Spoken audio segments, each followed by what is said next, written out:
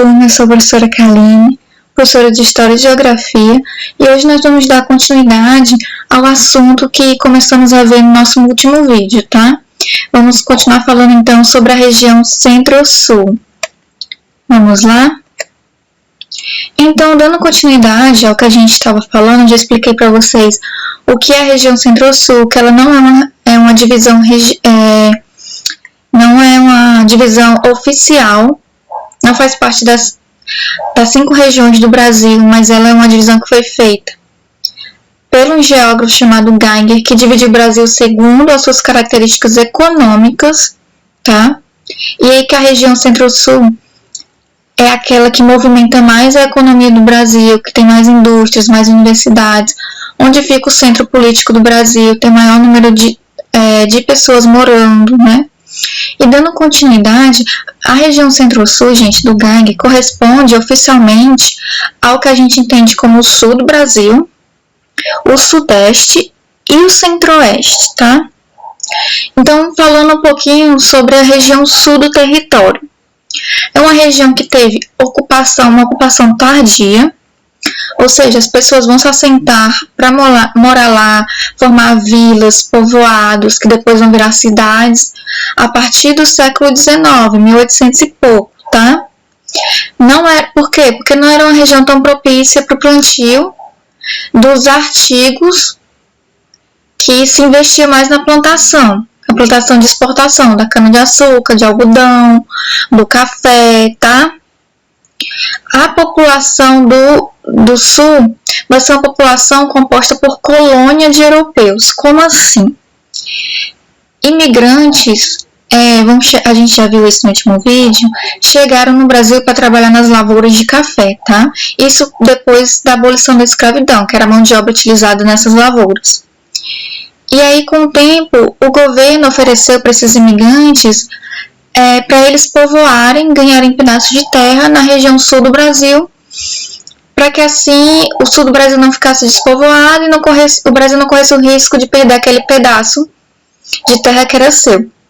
Então, eles assentaram no sul e começaram com o processo, principalmente com a agricultura, uma agricultura mais de subsistência, que não se plantava em grande quantidade, nem em terrenos grandes. Era mais para uma agricultura para que as famílias se sustentassem.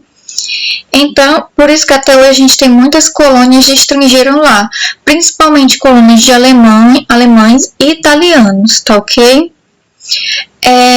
A indústria do sul atualmente é uma região que é bastante conhecida pela pecuária, tá? E a gente tem uma indústria chamada de tradicional, que é a indústria focada em bens não duráveis. Como assim? Como o nome já diz, são bens que não têm uma durabilidade tão grande, tipo o quê? Bebida, comida, roupa, são alguns bens não duráveis. Medicamentos também é um bem não durável. E a indústria do sul foca principalmente ali em artigos de alimento e de bebida, tá? Também investe bastante na pecuária, como eu já disse. Muitas das empresas que ficavam ali entre Rio e São Paulo, inclusive ultimamente, começaram a se mudar mais para a região sul. Por que isso está acontecendo? Porque a região do Sudeste, Rio de Janeiro, São Paulo, começou a faltar espaço. Então, essas empresas estão começando a se mudar para regiões em que tem mais espaço disponível. Tá certo? Então, a gente tem um processo de descentralização da indústria. Vamos falar um pouquinho da porção norte do Centro-Sul, que é onde ficam os estados de Mato Grosso do Sul e Espírito Santo, tá? Nessa região a gente também tem uma agricultura mecanizada bastante forte, por exemplo, uma produção muito grande da soja. O Brasil é um dos maiores exportadores de soja do mundo, é algo que dá bastante lucro. Mecanizada no sentido que se utiliza muitas máquinas pesadas no processo do plantio, do cultivo dos gêneros agrícolas em geral. Não é aquela imagem que a gente tem quando a gente fala de agricultura, da pessoa com a enxada na mão, né? Tem muita tecnologia e ciência envolvida, tá? Uma das maiores... Belo Horizonte, uma das maiores cidades do Brasil, fica nessa porção da região Centro-Sul, tá? E ela faz parte da única megalópolis que existe no Brasil. A gente já falou que é megalópolis no vídeo passado, que é entre Rio de Janeiro, São Paulo, já pegando a parte de Belo Horizonte, tá? Ela possui um grande parque industrial, focado em indústrias mais pesadas, indústria de aço, do ferro, indústria de automóvel, indústria de petróleo, tá? E isso não por acaso, mas porque é uma região que tem uma grande quantidade de minérios, principalmente minérios de ferro. Lembrando que o Brasil é um dos maiores exportadores de minério de ferro do mundo. A cidade de Belo Horizonte, ela tem uma característica interessante, que ela foi uma cidade projetada. Como assim? Ela não nasceu espontaneamente da necessidade das pessoas, que foram se agrupando numa região, foi se criando mais casas, criando comércio e surgiu uma cidade. Não, ela foi projetada, engenheiros, arquitetos, ela foi pensada, todos os seus detalhes, e foi construída do zero e não foi de maneira espontânea e natural, tá? E ela vai ficar pronta em 1987. Isso aconteceu também com outra cidade do Centro-Sul, que é o nosso centro político, que foi Brasília.